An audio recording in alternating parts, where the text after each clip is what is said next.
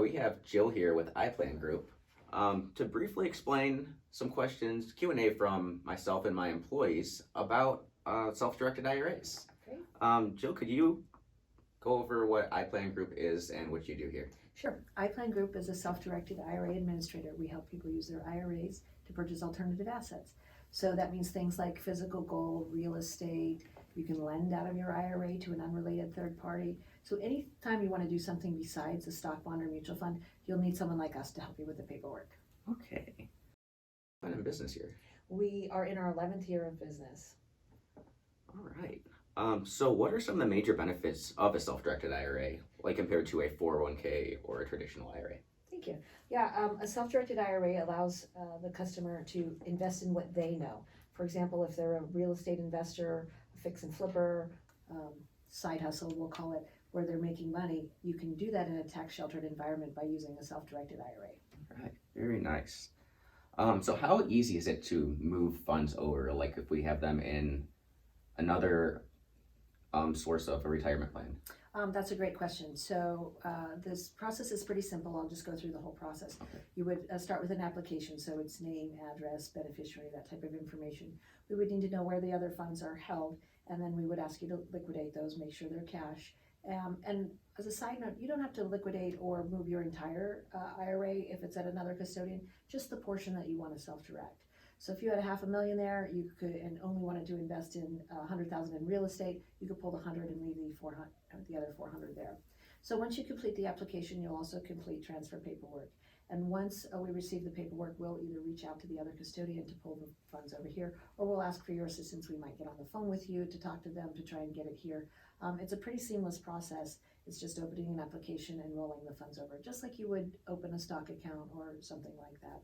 Sometimes the process is pretty quick. We can open an account the same day. Sometimes there is a little bit of time that's required for the other custodian to release the funds or for them to receive the paperwork. So I recommend that people give about 3 weeks if they have a deal. However, we can make it faster, and we're really fast on our end, and we'll just need your help with the other custodian where we can expedite or wire the funds. So if you do have a deal, it's not impossible. We've done deals in 3 days before. All right, so the faster we are helping you, the faster you can be. That's absolutely right. Yes. So you briefly covered this already, but what can I invest in a self-directed IRA? The majority, the 3 buckets where most people invest are promissory notes. So that would mean I lend you money for my IRA. My IRA lends you money. Another area that a lot of our clients use is real estate. So whether it's a fix and flip or a rental property, or it could be raw land, it could be oil and gas, it could be a marina, any type of real estate. We have about 1/3 of our clients do that. And then we have another third that might invest in some sort of fund, like a real estate fund or maybe a startup. So some sort of entity investment where they're buying shares or units in an entity. So those are the 3 main buckets. However, people can invest in physical gold. We've had a client invest in German Shepherd puppies, where he bought the puppies, had them trained, and then sold them to the police unit. So anytime anyone can make any way they can make money, you can probably use your self-directed IRA to do that. There's a few exceptions, and the exceptions would be some coins, some metals, and liquor. You can't put your wine collection in your self-directed IRA, and some antiques. Antiques are hard to value, so those are not allowed in your IRA. So there's a small list of things that you cannot invest in. Okay, and as far as what you can invest in, this is jumping a little bit off the question that you just answered. What can you be a passive investor, not quite an active investor in a self-directed IRA, correct? Absolutely. Okay.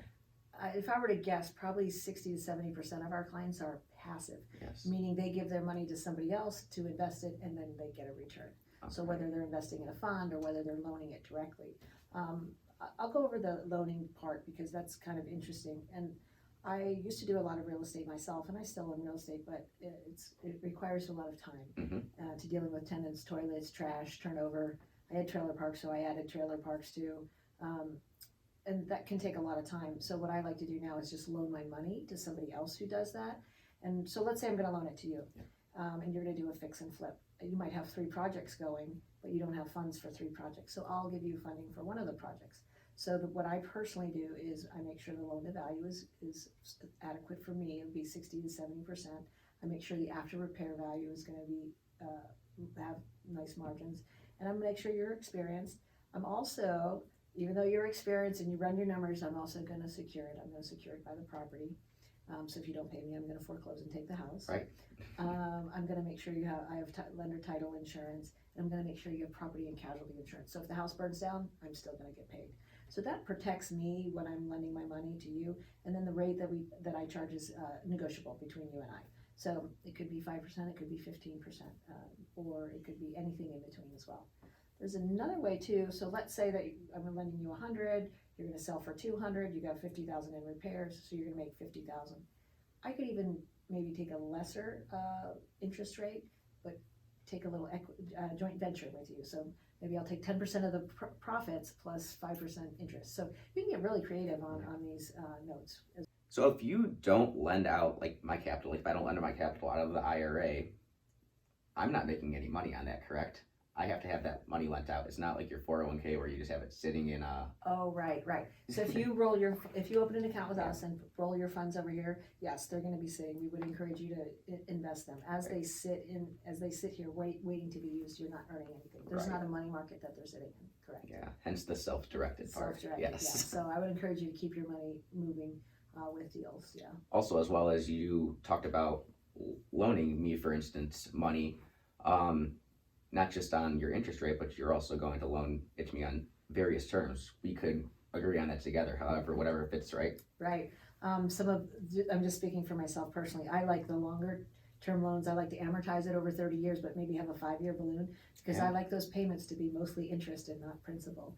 Or a lot of our lenders, our clients do interest only loans. But you could make it a 50-year loan, a 2-year loan, a 2-month loan. I've done 3-month loans before just for a quick deal. Yeah. So as I've talked about with you before this, my company has sold recently, and we have our second distribution coming. So a lot of the people that I've been talking to and coworkers that have given me questions have shown some interest, but I see them more in the boat of the long term because I don't think they want to do this flipping over and over and over again. So yes, you can lend out 10 years, 20 years, whatever is comfortable for you. Absolutely. The longer the loan term, the less paperwork, correct? Yes, absolutely. The less, I call it brain damage. The less brain damage you have. When I was doing real estate, I was dealing with the plumber and the this and the that, and now it's just one check a month that I deposit into the bank. So it's a lot less brain damage. And as long as you're lending and securing, and we just did a loan this week for a gentleman. He did it unsecured. So he might have that kind of relationship with someone that he was okay doing it unsecured. So you can absolutely do it secured. Now, one thing I should probably mention is there are we talked about prohibited assets that you cannot invest in. There was a very few. There's prohibited parties that you're not allowed to invest with as well. Now, with a 401k, if you had a self-directed 401k, there is a loan provision where you can take a loan 50% up to $50,000 for any purpose, any reason. Now, with an IRA, and you'll have to pay yourself back over 5 years. Now, with an IRA, you cannot lend it to a prohibited party. Now, you're a prohibited party to yourself, so you can't borrow from your IRA. You can't loan it to your spouse, your children, or your parents. So your lineal ascendant and your lineal descendant are prohibited parties. So you can't loan to your parents, or your parents can't loan their IRA to you. However, you can loan to your sister, your brother, your uncle, your neighbor, your unrelated third party. So Jill, what are the benefits of investing in real estate in a self-directed IRA versus outside of a self-directed IRA? That's a great question, and typically it should be some sort of calculation and decision that you make. There are some assets, say some oil and gas, or maybe you're investing in an opportunity zone where there's tax credits, and so your IRA is not going to need those tax credits because it's already in a tax-deferred environment. I'm not sure. We'd have to check with an attorney on this, but we might be able to. Your IRA might be able to sell those tax credits for a profit, so that might work. We'd have to check on that. But the main benefit of doing it inside of an IRA is you're going to avoid capital gains tax. So you're going to, if you do it outside of the IRA, you're going to have capital gains tax, short-term or long-term capital gains tax. Another possible disadvantages of doing it inside of an IRA, let's say you have a home. I have a property that I purchased and I knew I was going to put I was really going to put a lot of rehab money in, and so I want those tax deductions for the rehab to hit my taxes. And so I knew that one was going to be so heavy in rehab that I wanted it outside of my IRA. Plus I was going to, at the end of the day, I'm going to make significant funds on it, but I wanted that outside of my IRA. And also, it's a vacation home and I want to be able to use it. So that was a reason I chose to do that one outside of my IRA. So it's kind of a business decision for the individual, because if it's inside of an IRA, you're not getting depreciation or any tax deduction on any of the repairs and maintenance. But if it's outside of the IRA, you're going to get those things. However, if you're going to flip it and make $250,000 and you're subject to capital gains tax, short-term or long-term, that's a good reason to do it inside of an IRA. Right. Thank you very much. So as far as investing in real estate on like a buy and hold in a self-directed IRA, can I still hire property management to control my property for me? Absolutely, that's a great solution, and we have a lot of clients that do that. They kind of want a more of a turnkey approach, and that third-party management company is not a related part, is an unrelated third party. So that means that they can pay all the bills, they can receive all the rental income, and it's a lot, it kind of consolidates the management of that, so it is more turnkey in your IRA. Okay, awesome. And as far as using a software, like kind of a hybrid version, that would still be allowed? That's still allowed, Okay. yes. As long as you're not changing the toilet and swinging the hammer yourself, as long as you're just kind of in a management oversight capacity, you'll be fine. Okay, awesome. So as you said, we can't lend, I can't lend money to myself. Correct. I can't lend money to immediate family, but what about lending to an LLC? You can, as long as you are not the owner of the LLC. So we'll dig down and see who owns that LLC. Okay, So if you're 50% or more owner, you cannot loan to your own LLC. all right, so then that goes on to, I would not be able to buy my personal house in my self-directed IRA, correct? Absolutely, that would be a Okay. prohibited transaction. Yes. You can't buy a house and live in it. You can't buy a second home and as a vacation home and vacation it yourself. Now you can buy a vacation property as long as you don't live there or utilize it. Okay, awesome. Well, before we jump into the second video, is there anything else you wanted to add to this one? Self-directed IRAs, I think as, you know, I guess this could be said for the past 50 years, but as there's seems to be some volatility coming into the market, this is sometimes a safer place for people to invest in what they know. If they're an expert in something, or if they can invest in real estate that is secure using the right loan to value, it can be a little bit safer than, you know, the volatility in the market. So we usually see an uptick in people opening accounts whenever the economy gets a little shaky or unsettling or kind of fear-based, actually. Okay. Well, thank you very much for this, and let's jump into video number 2. All right.